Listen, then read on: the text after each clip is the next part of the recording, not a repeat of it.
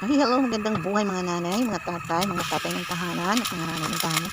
O anong ganap natin ngayon? Anong ulam? Ayan, yung ulam na yan. Hindi ko talaga alam kung anong tawag dyan, basta nagluto lang ako. Bala ko kasi dyan, barbecue sa kawali. So, hindi nasunod naging barbecue sa kawali. So, panoorin nyo na lang ha. Ayan nga pala, ganyan kasi ako magluto. Pinapahibas ko muna talaga yung tubig. O yan, hugas na hugas mo yan. Gusto ko kasi talaga hindi malansa. Binabad ko muna talaga yan sa asin na may suka. So, ganyan po ako magluto. Medyo masilan po ako sa mga pang-amoy-amoy. Ayan. So, sa sobrang silan ko, ayan, nadala ko tuloy sa aking pagluto. Kasi nga ayaw ko talaga ng naaamoy ko yung malansa. O, diba? So, ayan, hibas na yung sabaw dyan. Tinanggal ko muna sa kawali. Ayan. So, hirap na hirap kasi dumikit yung balat. Ayan. Ayan pa. Ayan, napakahaba pala ng video ko. Pero okay lang yan. So, ayan. At, hindi ko na tinanggal yung mga dikit-dikit na balat. So, naglagay ako ng sibuyas. At syempre, hindi talaga mawawala ng sibuyas. Inuna ko muna ang sibuyas. Plus, yung bawang. Ayan. So, yan lang po yung ricado ko. Wala ng luya. Wala pa kung ano-ano. Yan. Kasi nga, hindi ko alam kung paano ko iluto yan eh. Ay, maiba man lang sa adobo, diba? So, ayan na nga. Nilagyan ko ng tuyo. Tuyo na to. Shout out naman. Baka naman. Ayan. Okay, magtaka kung bakit ako sa super kawa nagluto. Kasi nga, wala pa akong pambili ng gas na mahal ha. At least yan, 240 lang. Madali-daling dukutin sa bulsa, di ba? Yung 240 kaysa 770, o di ba? Ayan na nga, nag-boost pa uli ng tuyo kasi nga feeling ko hindi siya sapat na timpla para doon sa isang kilo drumstick. Drumstick ba ang tawag dyan? Hita, di ba? So, ayan na nga. So, halo-halo. O, baka shout out, baka gusto niyo akong sponsoran ng patchoula at saka tawag niyan, yung kamusta?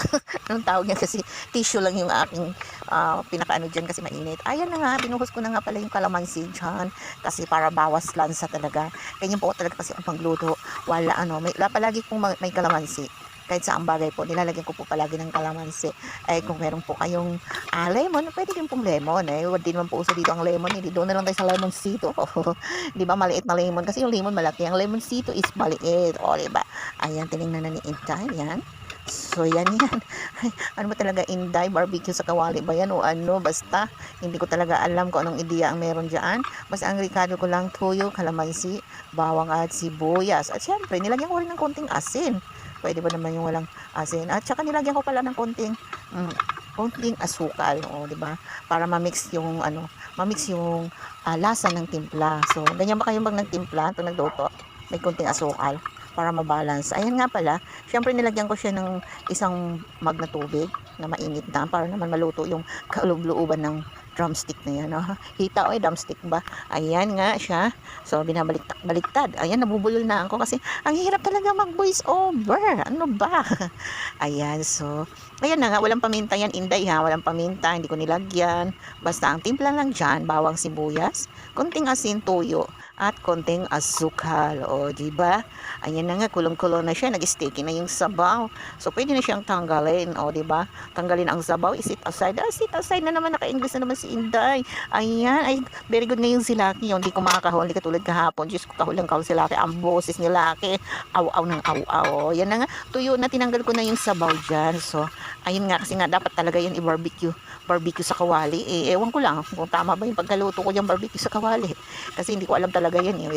Ayan na, pinatuyo na ni Inday. Pero luto na po yan ha. Kasi kalahating oras ko na yata pinalambot yan. Oh, grabe sa kalahating oras no. So yan, matagal na rin po yun. Para sure ba, luto na.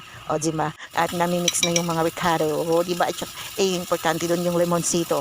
Na mas nakakabata sa lemon. O diba? May kababatang kapatid si Lemon, si Lemoncito. O, alam niyo na. Ayan. So, nilagyan ni Inday ng sauce. O, binubura ng sauce. So, ewan ko kung tinamad na ako dyan. Ayan. Ayan, naluto-luto na siya. Luto-luto. Barbecue sa kawali. Ambot. Ikong barbecue ba na sa kawali?